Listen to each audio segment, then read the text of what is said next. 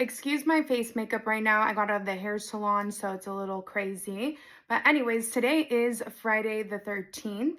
And with that being said, I'm going to go ahead and show you guys a spooky clip. I was going to save this for October time of this year, but since it is Friday the 13th, and this is something that just happened as of recent, I want to show you guys this clip. I don't want to hurt your butt, I know. Oh, it makes noise. Yeah, they like click. Can you put your little butt in? Oh my gosh. Don't wash your feet. Doesn't want to come down.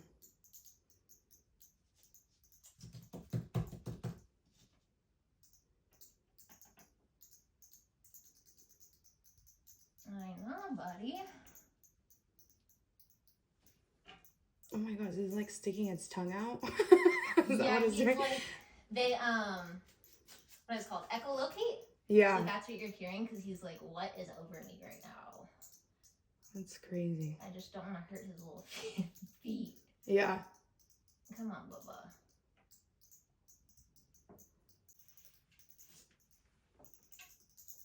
Good job. Okay. Thank you so much. Yeah, no problem. That is insane. This shit is freaking me out.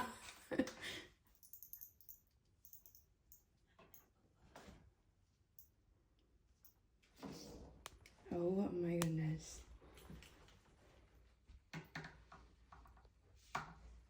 So yeah, what you just saw was a bat. I don't even know how it got into my house. I literally woke up and then I went into the room next door, and when I opened the door, he was just chilling and hanging above the cross, like by the ceiling part. And I was like, oh, hell no. I feel like usually I would freak out more, but because life has been so absolutely insane, I was just like, damn, another thing that I got to take care of here. And I didn't know like who to call for that. So I had to call like a couple numbers, and the people that came out to take care of the bat was the animal law humane enforcement or something like that. It may be not in the correct order of words, but you catch my drift. I had to call the San Diego Law Humane Enforcement. And when they first answered the phone, they were like, what's your emergency? And I was like, well, it's not really an emergency, but there's like a bat that came out of nowhere and it's hanging in my house. My parents did come home like the night before. They were staying at a hotel elsewhere, like they were having a staycation here in San Diego, but they came home because they were worried for me. They were worried that I didn't answer their call because I already had passed out. I called them twice and they didn't answer, so I went to bed and I didn't text them or anything. So that is as to why they came home. So I don't know if they came home and let the bat in or if the bat has already been chilling in there. And also we just did renovations within the upstairs floorings of my house. So I know that the windows were open during that time, and in that specific room, there isn't any screen on the windows. So I'm guessing he came in through the window. I don't know how long he's been in this house.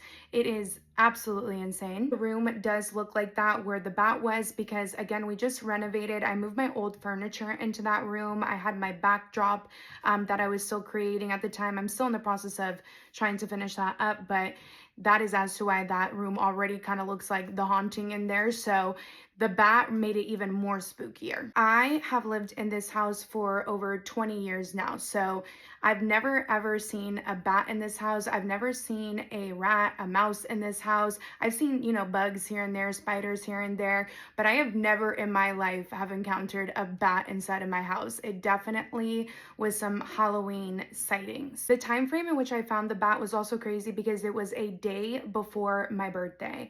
And I was saying that I wanted to have a funeral for my 20s because they're coming to a close. I turned 29 this year, and I thought that the bat was really on point. He definitely was a paid actress, and I feel like he was really bringing the vibes to my birthday party. So this is where it gets annoying. After that, after they took the bat away, you know, I did ask if they tested the bat for rabies only because my doctor made me call the humane enforcement again, asked them that. I also was trying to call like the health department of San Diego to let them know, you know, what was going on, because that is the protocol. That's what you're supposed to do in those given situations. I know a lot of people like to handle things on their own, but when it comes to animals like that, it's more so scarier to do because again, they do carry disease. So my doctor was freaking out. I did go to her for my TMJ issues and other stuff that I had been dealing with prior.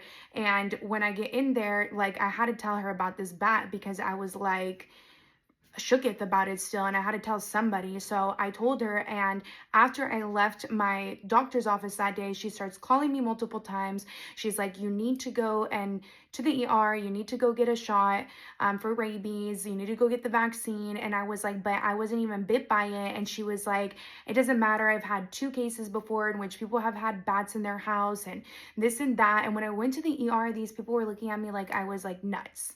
Like they're like, oh well, did you get bit? And I was like, no. And they were like, and I had to play the voicemail for my doctor in there. Thank God I didn't pick up like the first calls because my doctor left a voicemail.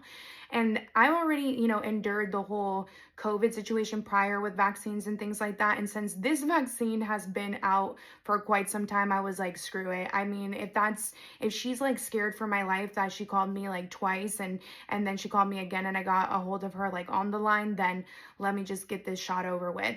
Mind you, this freaking shot is like a series of shots. So here I am again on Friday the 13th, needing to go get another shot, and I have to go into the ER to do that, which is even more annoying, but whatever. I'm happy that I'm alive. I'm happy that, from what I know, the bat didn't bite me, or if it did, I'm happy that I got vaccinated nonetheless. I know that in America, vaccinations is a touchy subject, but whatever. I feel like I'm turning into Batwoman over here for real. Also, for those of you guys who don't know, I do psychic and tarot readings. So of course, like me seeing this bat a day before my birthday was like insanity to me. I was like, no, this has to mean something.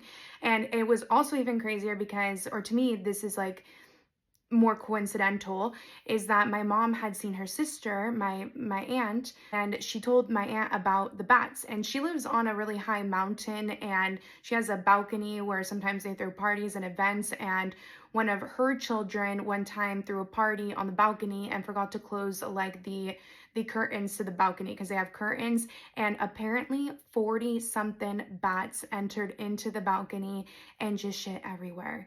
And I was like, no.